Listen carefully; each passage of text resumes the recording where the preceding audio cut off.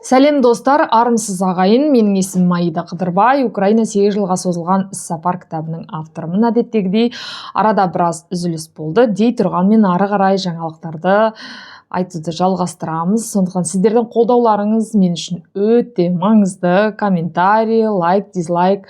Бұл YouTube-тың алгоритмі бойынша бұл жаңалықты ары қарай жылжуға, ары қарай қаралымын арттыруға көмектесетін маңызды фактордың бірі. Және бұл шығарылымды мен жалғыз өзім жасаймын, командамдан тұратын адам өзім жалғыз. Сондықтан сіздердің көптің қолдауы бұл істің ары қарай жылжуына, ары қарай таралуына көп септігін тигізеді. Сонымен әлемдегі жаңалықтарды рет-ретімен айтамыз. Әрине, сіздер білесіздер, мен Украина тарапы бойынша Украина и Ресей арасындағы соғысты сараптауға және осы саладағы жаңалықты сіздерге өзімнің пікірім бойынша, өзімнің Украинада тұратын азамат ретінде қазір Европада тұрамын. Украинадағы соғысқа байланысты Европадан босқын мәртебесін алған қазақ тілді тілшінің бірі ретінде сіздер мені жақсы білесіздер. Сондықтан мен айтқан ана тілінде айтып жүрген ақпаратты қолдауға сіздерге шақырамын. Арнама жазылыңыздар, кітабымды сатып алыңыздар. Бұның бәрі сыртта жүрген қаракөз қазақ қызын қолдауға мүмкіндік береді. Сонымен Украина Ресей арасындағы соғыс әрі қарай жалғасын табуда. Өкінішке қарай бейбіт келісім, Зеленский өзінің жаңа жылдық құттықтау сөзінде бейбіт келісім 90% дайын екенін мәлімдеді. Әрине 10% ол жер мәселесіне тіреліп тұрған сәт. Әсіресе Донбасс өңірі Зеленский Трамппен кездескен кезінде де жақын уақытта. Жалпы осы 4-5 рет кездесті Трамппен.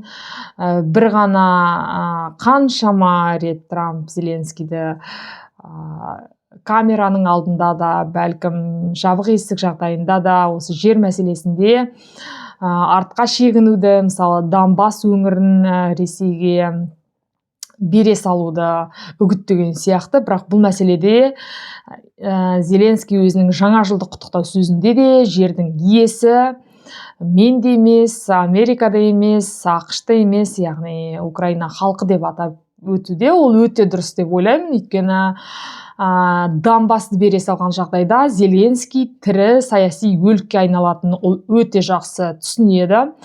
Оның үстінде Донбасс, мысалы қазір ашық соғыс, Ресей мен Украина арасындағы ашық соғыс 4 жыл десек, жабық соғыс жағдайында осы Донбасс үшін соғысқа дейін бұл өңірде 6 миллионға жуық адам тұрған.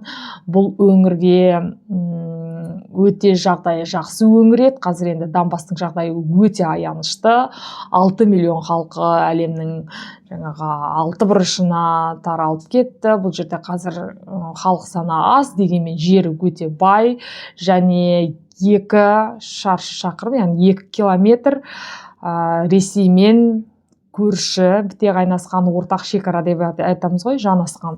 Сондықтан бұл аймақта қазір көбінесе халқы аз, бірақ Донбасс жері үшін қанды шайқас әлі де жалғасуда. Жалпы алғанда Донбасс үшін соғыс 8 жылға жуық созылып келеді екен. Сондықтан да бұл жерді бейбіт келісім үшін Зеленскийдің бере салуға құқы да жоқ, қақы да жоқ. Оны Зеленский өте жақсы түсінеді және осы жаңа жылдық халыққа құттықтау үндеу кезінде де біз соғыстан шаршадық, бірақ Украинаның егемендігі үшін, Украинаның дербестігі үшін жаңа келісім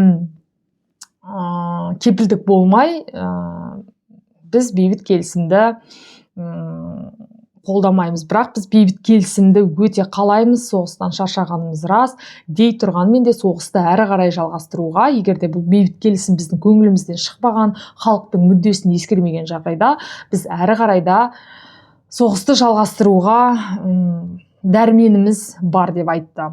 Ал енді Путиннің сөзіне келетін болсақ, Путиннің сөзде жаңа жылдық құттықтауда әрине 2026 жылды соғыс жылы деп жариялаған сияқты, дәл соғыс жылы деп жариялаған жоқ, бірақ әскерлерін құттықтады, бізді жеңіске, біз жаңағы арнайы операцияның алдағы мақсатына жеңіске жетуге бар күшімізді саламыз деді. Бұл өте қауіпті әрине фактор, өйткені бұны айтып тұрып, Путин біз әрі қарай да соғысты жалғастыра беруге мүдделіміз деген астарды байқауға болады. Я, ол мүдделі. Мен сіздерге тағы 1000-шы рет бәлкім айтып тұрған шығармын. Ресей соғысты дәл қазір тоқтатуға мүдделі емес, өйткені миллионға жуық жаңағы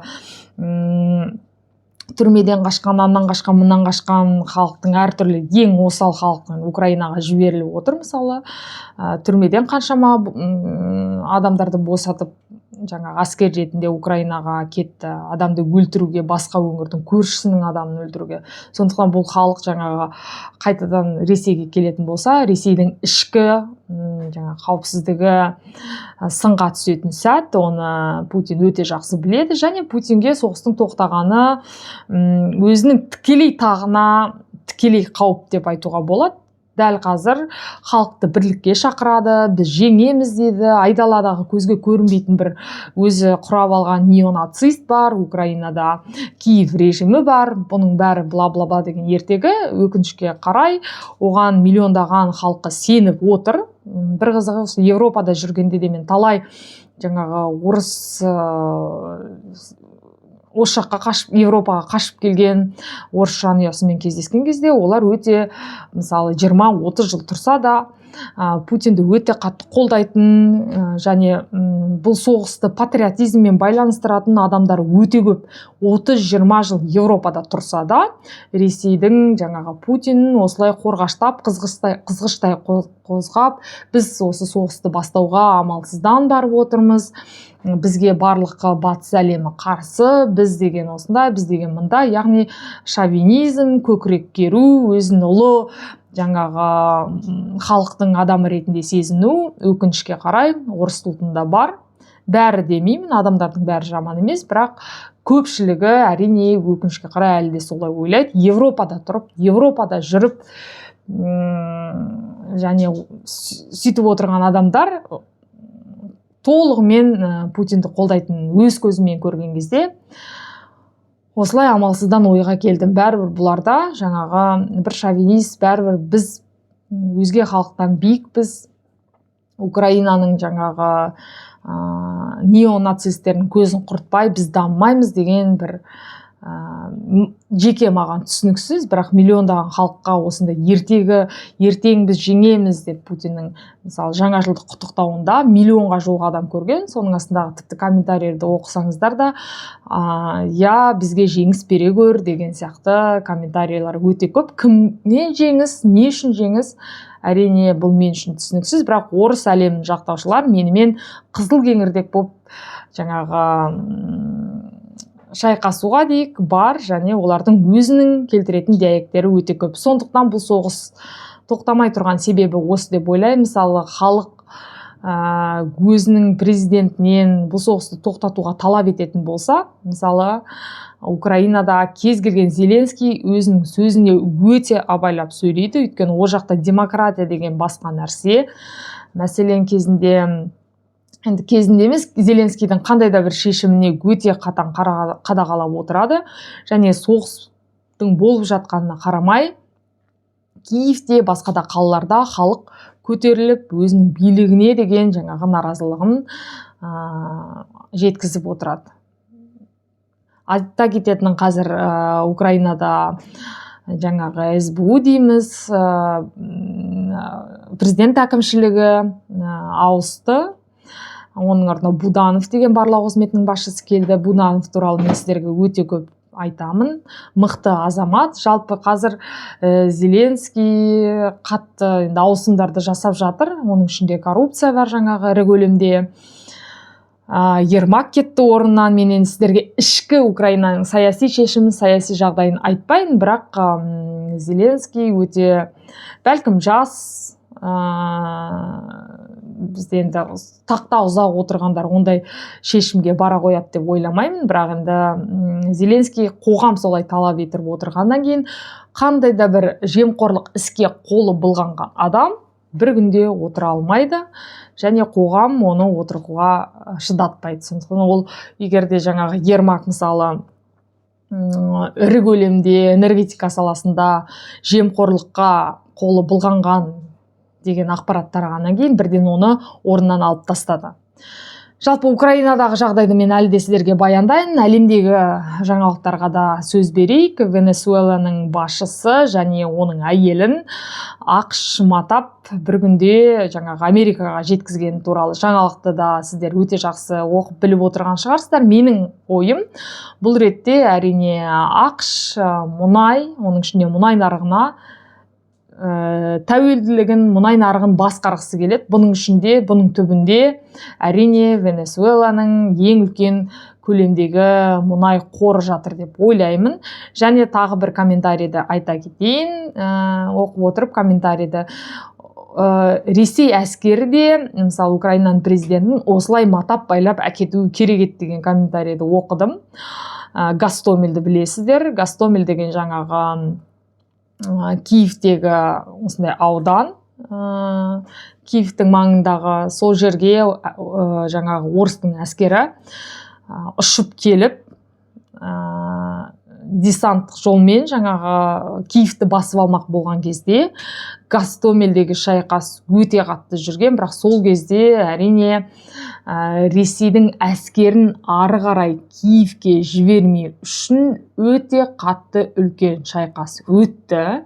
Және Киев Украина ұландарының ерлігі сол, Гастомельдегі десантты ары қарай Киевке өткізбеуге бар күшін салды. Бұл ретте тағы анық фактор, Америка мен Ресейді бір-бірімен салыстыруға мүлдем келмейді. Америка алам деген алады, қоям деген қояды, әскері өте мықты, техникасы өте мықты.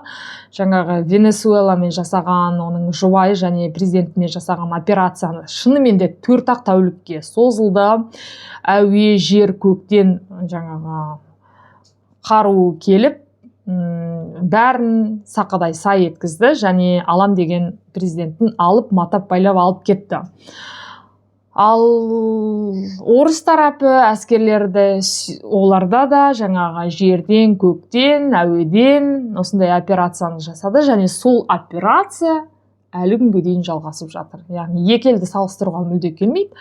Америка алпауыт ел, барлау қызметі мықты ел, ал Ресей жемқорлыққа әбден былыққан, бір ғана жаңағы президентіне жалынған, үлкен халқы бола тұра ештеңе істей алмайтын, сол Путиннің ойына келген дүниесінің бәрін жасап отырған сондай бір мемлекет. Оны екі елдің, бізде Гастомельге десант түсірген кезде өйстіп Зеленскийдің өзін және әйелін матап байлап әкете алуымыз керек ау деген пікірлер, яғни бұл жерде жөн емес.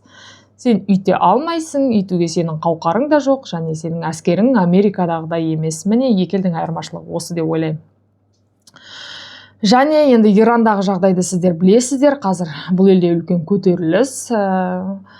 Американың басшысы Трамп отқа май құйғандай, әрине өзінің жаңағы әлеуметтік желіде, егер де халыққа күш қолданатын болса, біз бұл іске араласуымыз мүмкін деді. Және Израильге қарата, егер де Иран өзінің қару туралы бағдарламасын қайтадан жаңғыртатын болса, Америкадан қарымта соққы алады деді. Яғни Ирандағы қазір жағдай күрделі.